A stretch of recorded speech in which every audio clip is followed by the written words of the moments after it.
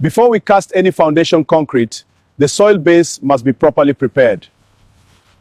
One common method is sand filling followed by compaction to create a stable base.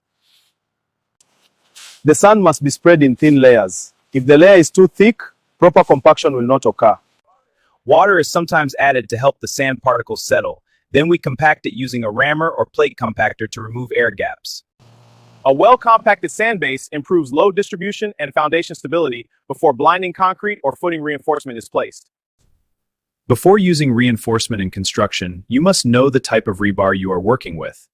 High bars are high-yield reinforcement bars with ribs on the surface. The ribs help the concrete grip the steel better, making the structure stronger. R bars are mild steel bars with smooth surfaces. They are easier to bend but have less bond strength with concrete compared to Y bars. D bars are high-tensile reinforcement bars designed for stronger structural performance in heavy load areas. Always understand the type of reinforcement you are using. The right rebar choice can determine the strength and safety of a building. This is why the price of 12 mm rebar can be different. Even though the diameter is the same, the type of steel matters. What happens if formwork is removed before concrete becomes strong? Sometimes formwork is removed early to reuse materials on another part of the building. But if concrete hasn't gained enough strength, the slab can bend and develop cracks.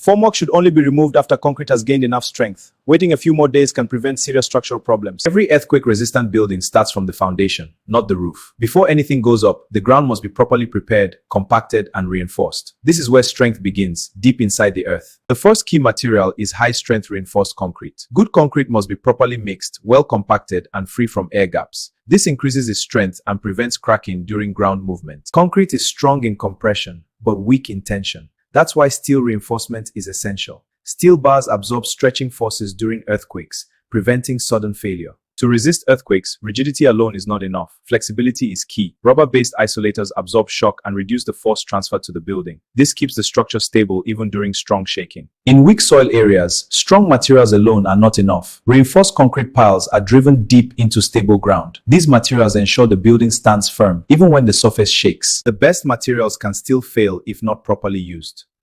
Correct mixing, proper curing, and quality control are what make these materials truly earthquake resistant. In earthquake-resistant construction, strength starts from the ground. With the right materials and proper application, buildings don't just stand, they survive. Why do engineers pour water on concrete after it has already been cast? Isn't it supposed to dry on its own? Many people think concrete becomes strong by simply drying, but that is not true. Concrete gains strength through hydration, not just by losing water. When cement mixes with water, a chemical reaction called hydration takes place. This forms a strong material that holds the concrete together. If water dries too quickly, the hydration process stops. This leads to weak concrete, surface cracks, and reduced durability. To prevent this, engineers carry out curing. This means keeping the concrete moist for several days so the hydration process can continue properly.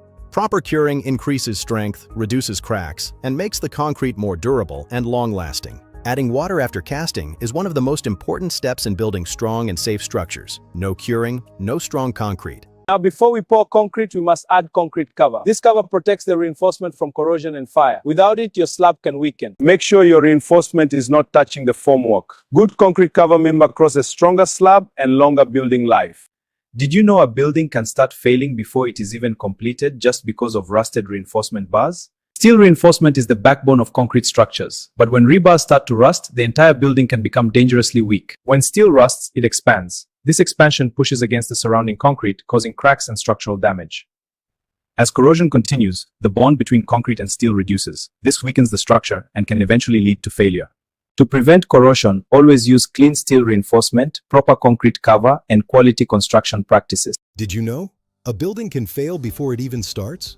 The problem is not the structure, it's the soil. Soil stabilization is the process of making weak soil strong enough to carry buildings, roads, and heavy loads. Not all soil is good for construction. Some soils can destroy your building slowly. First method, compaction.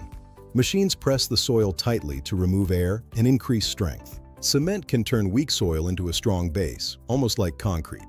For clay soils, lime is the solution. It reduces swelling and makes the soil stable. Bitumen is used to make soil water resistant, perfect for roads. With proper soil stabilization, your structure becomes safe, strong, and long-lasting.